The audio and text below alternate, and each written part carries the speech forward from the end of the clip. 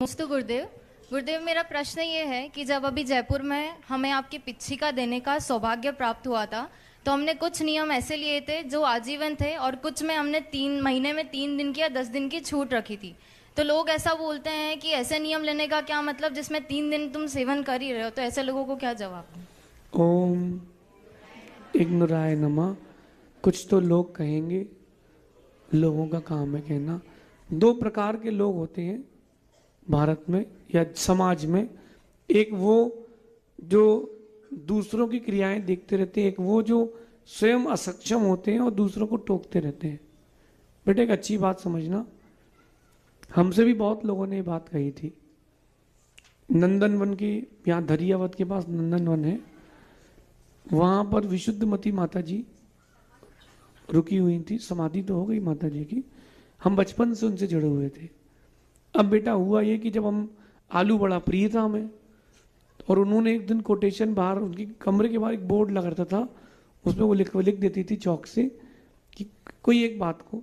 तो उस दिन एक बात लिखी थी कि एक आलू, सुई की नोक के बराबर आलू में इतने जीव है कि उनको कबूतर के बराबर कर दिया जाए तो 2.5 दीप में जगह नहीं मिलेगी। अब आलू तो मुझे बड़ा प्रिय, फिर भी मैंने उस दिन 3 दिन के लिए त्याग किया था कि महीने में 3 दिन का त्याग। वो भी कई बार टूट गया। मैंने कहा माता जी 1 महीने का नियम पूरा हो गया, 1 महीने में 3 दिन का त्याग, 1 महीने का नियम पूरा हो गया। फिर वापस पुरुषार्थ किया, 3 का 10 हुआ, 10 का 15, 25, 26, 27, ऐसा करते करते पहुंचे।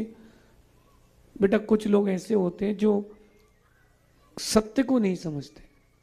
कहीं ना कहीं इस बात को आपको, हमको, सबको समझना चाहिए।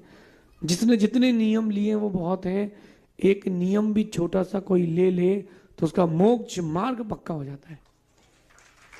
बेटा सुनो, आपने तो बहुत सारे नियम लिए पिछी देने के लिए, कहाँ है दिव्य?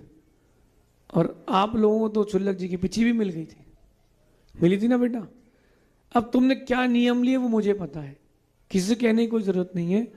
एक जीव का उल्लेख आया है, चांडाल का। ये जो मंदिर में पूजा करते हैं ना पुजारी लोग, भगवान के भक्त बनते, इनका किसी का नाम लिखा ही नहीं समंत भद्र स्वामी ने रत्नकंठ शाखाचार्य में। उन्होंने लिखा चांडाल का। क्या लिखा उन्होंने नाम? कि अहिंसाणु व्रत में अगर कोई प्रसिद्ध हुआ है तो चांडाल। मतलब उसने केवल चतुर्दशी के दिन हिंसा नहीं करूंगा, इतना सा नियम लिया था, और इतने से नियम के प्रभाव से वो स्वर्ग में देव हो गया। तो जब उसने इतना सा नियम लिया था, स्वर्ग में देव हो गया। अपने तो नियम बहुत सारे हैं, लोगों के कहने से कुछ नहीं होता। अपन तो अपने लक्ष्य पर ध्यान रखें। ये वही लोग कहेंगे जिनके कोई भी नियम नहीं होंगे, ऐसा समझिए। जो भी अभिभावक यहाँ आए हैं और जिनके बच्चे बाहर हल हैं, उनको ज्ञानावर्णी दर्शनावर्णी कर्म का बंद हो रहा है। आप लोगों को भी, उन लोगों को भी। फिर आप प्रश्न करते हो कैसे मिलेगा।